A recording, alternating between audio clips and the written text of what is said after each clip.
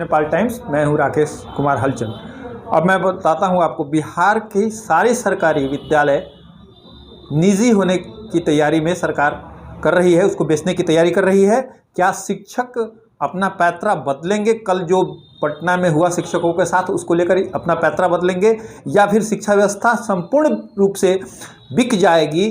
ठीक ही कहा गया है, गेहूं के साथ घून पीसा जाता है। लेकिन आपको वो बात याद होगा, जब सुशासन बाबू आए थे, पहला घोषणा इन्होंने किया था कि हम यहाँ से पलायन बंद करेंगे बिहार से। लेकिन ये क्या व्यवस्था है जहाँ शिक्षकों के साथ ऐसा व्यवहार किया जा रहा है? हमारे यहाँ संस्कृति है, प्रातःकाल उठे रे गुणाता, मातु पिता गुरु नाम ही माता, पर संस्कृति इन्होंने कैसे बदला है ये देखिए। मैं उनसे पूछना चाहता हूँ कि क्या उनके समय में, उनके ज़माने में शिक्षकों के साथ क्या ऐसा व्यवहार हुआ करता था? अगर हुआ करता था तो आप शिक्षकों के साथ ऐसा व्यवहार कीजिए, नहीं तो शिक्षकों को बकरी, कुत्ता और पक्षी गिनने में मत लगाइए, पढ़ाई में लगाइए, इनको डिस्टर्ब मत कीजिए, अन्यथा बिहार की जनता आपको माफ़ नहीं करेगी। आने वाला समय, आपने इंग्लिश को तो हटा दिया, ऐसा लगता है मानो कि जो सरकार में बैठे हुए शिक्षा मंत्री है उनको ABCD यानी इंग्लिश का ज्ञान ही नहीं है, इसलिए उसने इंग्लिश को ही हटा दिया। आप बिहार में रोजगार देते नहीं हैं, लोग रोजगार लेने के लिए बाहर जाते हैं, वहाँ इंग्लिश की व्यवस्था होनी चाहिए, और आपने इंग्लिश हटा दिया। यहाँ तो धड़ाधड़ केवल पैसा बांटो, पढ़ा दो, बस हो गया।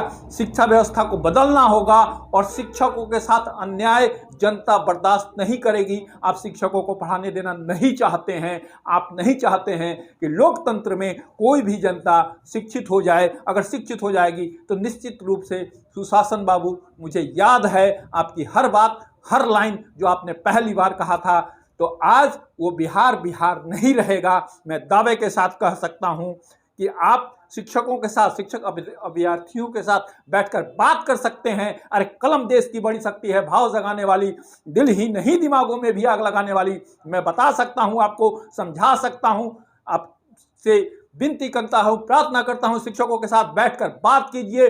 यही कल को लीडर बनाते हैं, यही शिक्षक बड़े बड़े मंत्री बनाते हैं, IAS IPS बनाते हैं, और इन शिक्षकों के साथ ऐसा व्यवहार कर रहे हैं आप। अरे शर्म आनी चाहिए। पूरा देश थूक रहा है बिहार पे। आज बिहार की स्थिति ये है कि अंधेर नगरी चौपट राजा, तके सिर भाजी तके सिर खाजा।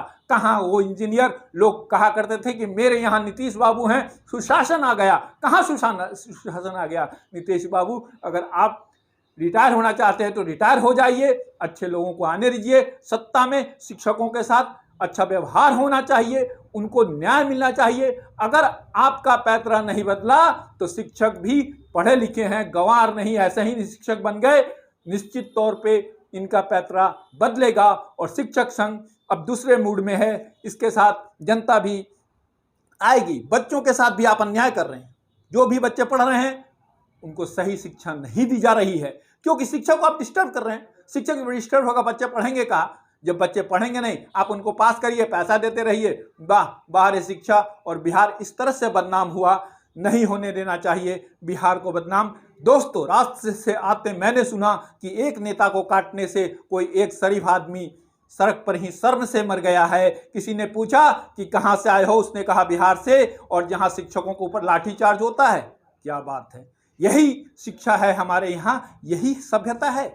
वाह सुशासन बाबू, आपको धन्यवाद देना चाहिए। और बिहार की जनता अभी तक आप पर कुछ बोल नहीं रही है, कोई समीक्षा नहीं कर रही है। यहाँ बुद्धिजीवी रहते हैं, या ये वही धरती है जहाँ पे रामकृष्ण हुए, गौतम बुद्ध हुए, ये वही वैशाली जगह है जहाँ पे एक से एक विद्वान पैदा हुए। और सुशासन बाबू, एक बार फिर से बिहार का नक्शा बदलिए, अन्यथा आपको याद होगा 1960 और 70 का दशक, उस समय शिक्षक क्या करते थे? क्या उनको कोई ट्रेनिंग दिया जाता था?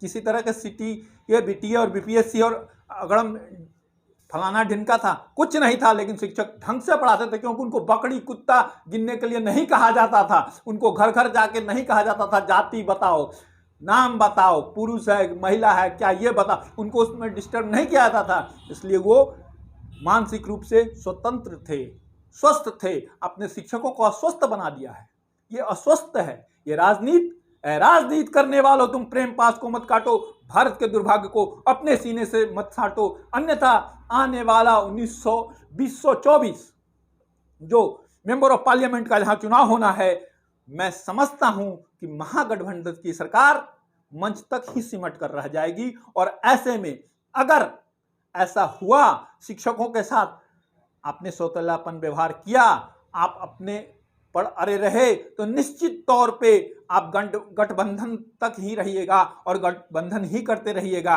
ऐसी परिस्थिति में मैं आपको बता रहा हूं कि शिक्षक संघ अब पूरे आर पार की लड़ाई लड़ने के लिए तैयार है। खबर है कि शिक्षक संघ बहुत जल्द कई लोगों के साथ मिलकर, कई संगठनों के साथ मिलकर सड़क पर आएगी। बच्चे भी आएंगे और बच्चे आपसे सवाल करेंगे कि सुशासन बाबू, आपके बच्चे हैं, ये बिहार के बच्चे हैं, इंग्लिश नहीं जानते हैं, कहाँ जाएंगे, क्या करेंगे? आपने कहा था 10 लाख लोगों को रोजगार देंगे, आपने कहा था 10 लाख लोगों को रोजगार देंगे। अरे 10,000 लोगों को रोजगार भी देके दिखाइए।